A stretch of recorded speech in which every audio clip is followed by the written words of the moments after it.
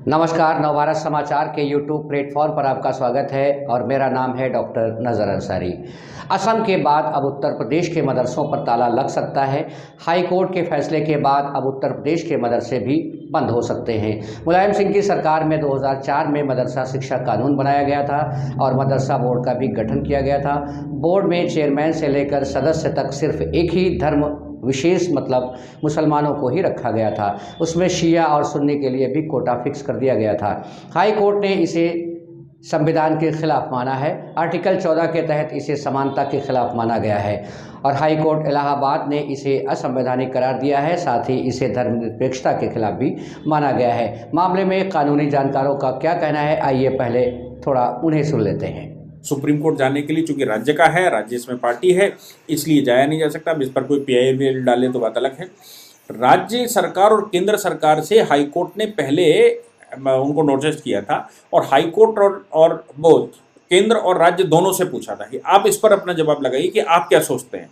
दोनों ने अफर्मेटिव कहा था कि सेकुलर कंट्री है, सेकुलर कंट्री में रिलीजियस एजुकेशन नहीं हो सकती। ऐसा एफिडेविट मुझे देखने को नहीं मिला, ऐसा कोई स्टेटमेंट भी नहीं आया, लेकिन उनको नोटिस हुआ था, ये मुझे याद है। दोनों का जवाब अफर्मेटिव आया होगा, इसीलिए ये struck down honourable high court ने कर दिया और इसको अवैधानिक घोषित कर दिया।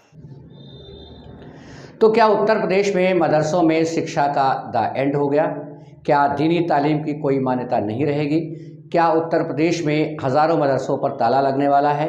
ये सारे सवाल उठने शुरू हो गए हैं और ये सवाल इसलिए उठने लगे हैं कि हाई कोर्ट इलाहाबाद ने यूपी में चल रहे मदरसों को असंवैधानिक करार दिया है। मतलब वो कानून ही ख़त्म कर दिया गया है जिसके तहत मदरसे चल रहे थे या मदरसों को पैसा मिल रहा था, वो कानून ही ख़त्म कर दिया गया। कोर्ट ने कहा है कि यह धर्मनिरपेक्षता के खिलाफ है। आपको बताते चले कि अंशुमान राठौर नाम के एक वकील ने हाई कोर्ट में इन दोनों कानूनों को चुनौती दी थी और मांग की थी कि इस कानून को असंवैधानिक करार दिया जाए क्योंकि ये कानून धर्मनिरपेक्षता के सिद्धांत के विरुद्ध हैं। याचिकाकर्ता की दोनों दलीलों को स्वीकार करते हुए हाई कोर्ट ने मदरसा बोर्ड की मान्यता को ख़त्म कर दिया। साथ ही जस्टिस विवेक चौधरी और जस्टिस सुभाष विद्यार्थी की खंडपीठ ने उत्तर प्रदेश की सरकार को एक योजना भी बनाने का निर्देश दिया है ताकि मदरसों में मौजूदा पढ़ाई कर रहे छात्रों को औपचारिक शिक्षा प्रणाली में शामिल किया जा सके। तो इसका साफ तौर पर मतलब ये हुआ कि अब उत्तर प्रदेश में मदरसों पर ताला लगने वाला है।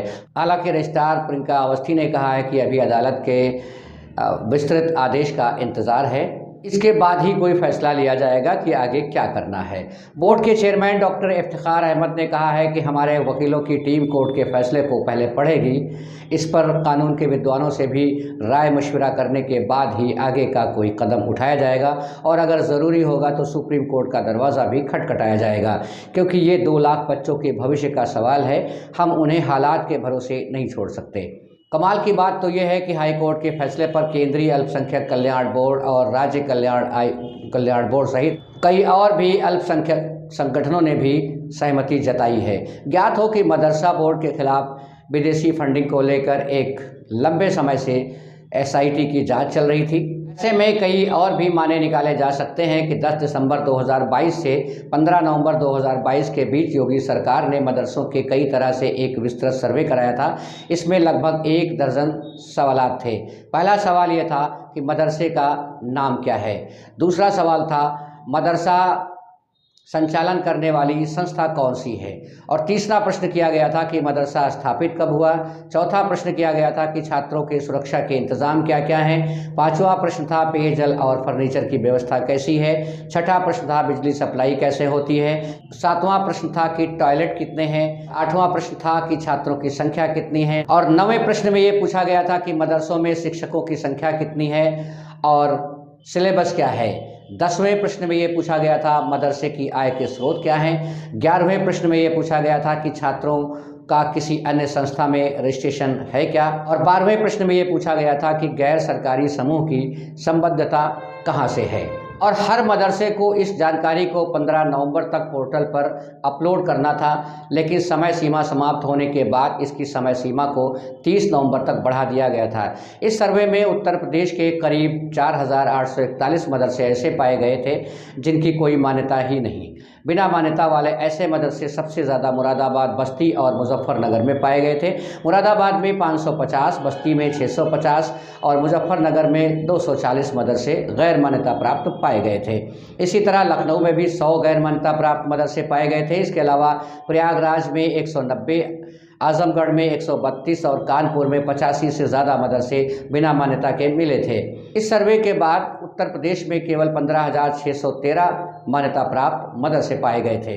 उत्तर प्रदेश सरकार के सर्वे में ये पाया गया था कि सरकार के पैसों से मदरसों में धार्मिक शिक्षा की तालीम दी जा रही है। कोर्ट ने इसे धर्मनिरपेक्षता के सिद्धांतों के खिलाफ माना है।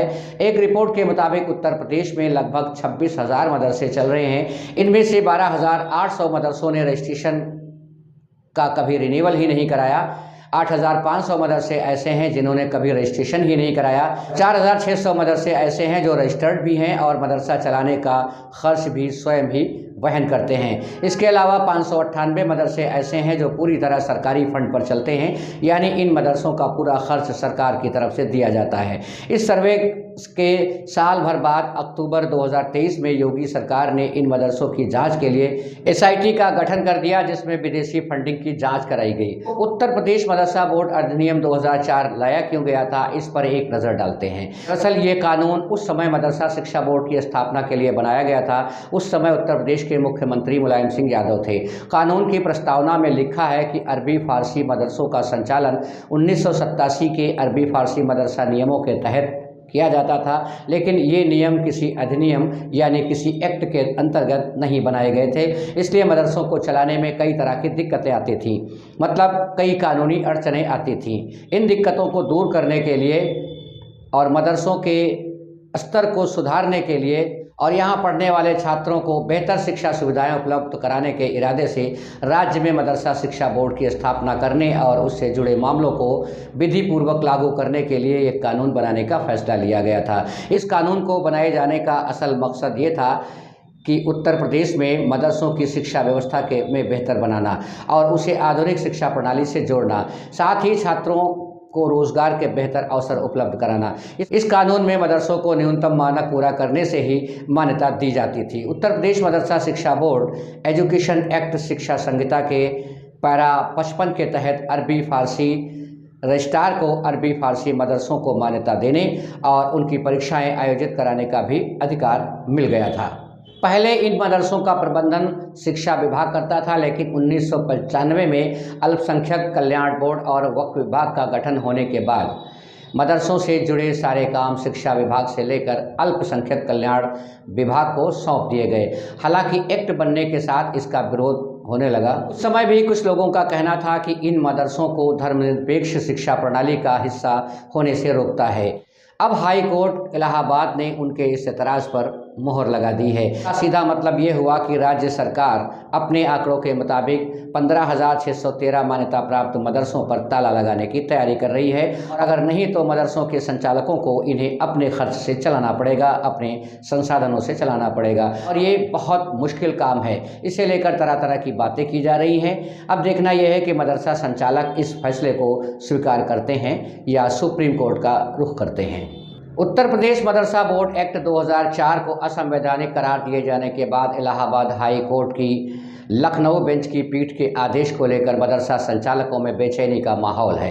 मदरसों को लेकर हाई कोर्ट के आदेश में कहा गया है कि यह कानून धर्मनिरपेक्षता के सिद्धांत का उल्लंघन करता है। इस पर दरगाह आला हजरत बरेली में मदरसा संचालक और उलमाए कराम संपर्क कर रहे हैं। उलमाए कराम ने कहा है कि वे हाई कोर्ट के इस फैसले से आश्चर्यचकित हैं। उनका कहना है कि मदरसा बोर्ड का कानून किसी मौलाना ने नहीं, सरकार ने बनाया था। उनका कहना है कि यह गलतफहमी है कि मदरसों में सिर्फ मजहबी तालीम ही दी जाती है, जबकि मदरसों में अंग्रेजी, विज्ञान, गणित और कंप्यूटर के साथ साथ सभी विषय भी पढ़ाए जाते हैं। उन्होंने कहा कि मदरसों में तालीम लेने वाले बच्चे IAS, IPS और प्रोफेसर भी बनते हैं। संविधान के आर्टिकल 13 और 30 के अंतर्गत अल्पसंख्यकों को यह हक मिलता है कि वो अपनी पसंद के शिक्षण संस्थान खोलें। मौलानाओं ने कहा कि हाई कोर्ट के फैसले से मुसलमानों के अधिकारों का हनन होता है। मौलानाओं के इस बयान को प्रमुख हिंदी समाचार पत्र दैनिक जागरण ने प्रमुखता से प्रकाशित करते हुए लिखा है कि बरेलवी मौलाना ऑल इंडिया मुस्लिम जमात के राष्ट्रीय अध्यक्ष मुफ्ती शहाबुद्दीन रज़वी बरेलवी ने कहा है कि हाई कोर्ट के मदरसे से संबंधित फैसले से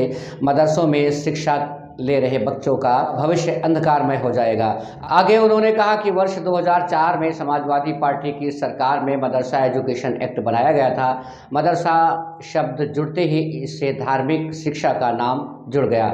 मौलाना ने कहा कि हमारे देश का ढांचा लोकतांत्रिक है, इससे मदरसों की शिक्षा पर सवाल खड़ा हुआ है। मौलाना ने स्पष्ट रूप से कहा है कि मैं मदरसों की दुर्दशा के लिए समाजवादी पार्टी की सरकार को जिम्मेदार मानता हूं।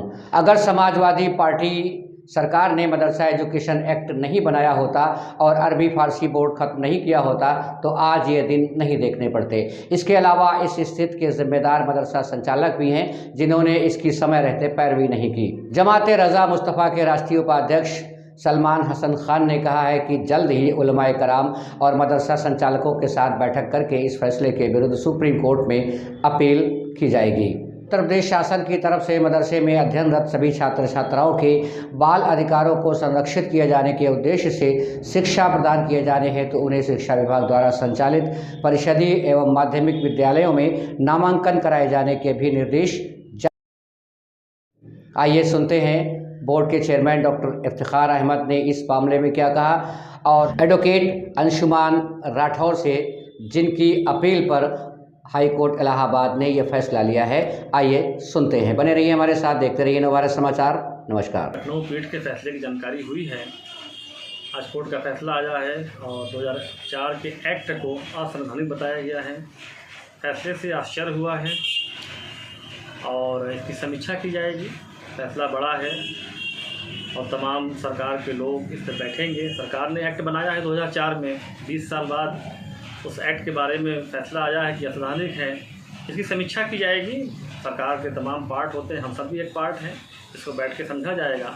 हाँ, इस बात का अफसोस ज़रूर है कि हमारे वकील साथियों ने शायद इस बात को कोर्ट को ठीक से नहीं समझा सके कि सरकारी ग्रांट जो मिलती है वो मदरसों में धार्मिक शिक्षा के लिए नहीं मिलती है। जो सरकारी ग्रांट मिलती है वो अरबी, फ़ारसी और संस्कृत जैसे प्राच्य भाषाओं, ओरिएंटल लैंग्वेजेस के प्रमोशन के लिए मिलती है। इसके लिए अरबी फ़ारसी बोर्ड भी बना, संस्कृत बोर्ड भी बना। जो एक्ट बना हुआ है मदरसा एक्ट 2004, ये सेकुलरिज्म के अपोजिट है। इसमें आर्टिकल 14, 15, 16, 21 और 21A का वायलेशन हो रहा है।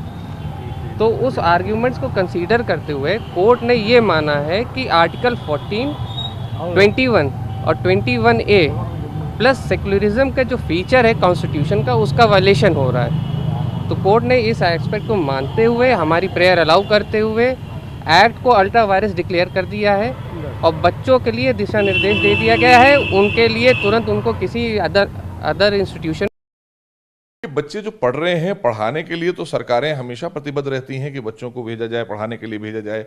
चूंकि माइनॉरिटीज़ को लेकर ये 2004 में एक एक्ट बनाया गया और उसमें बहुत से मदरसे ऐसे भी हैं जो अनुदानित हैं। अनुदानित मदरसे लगभग 560 के आसपास हमारे समय में थे।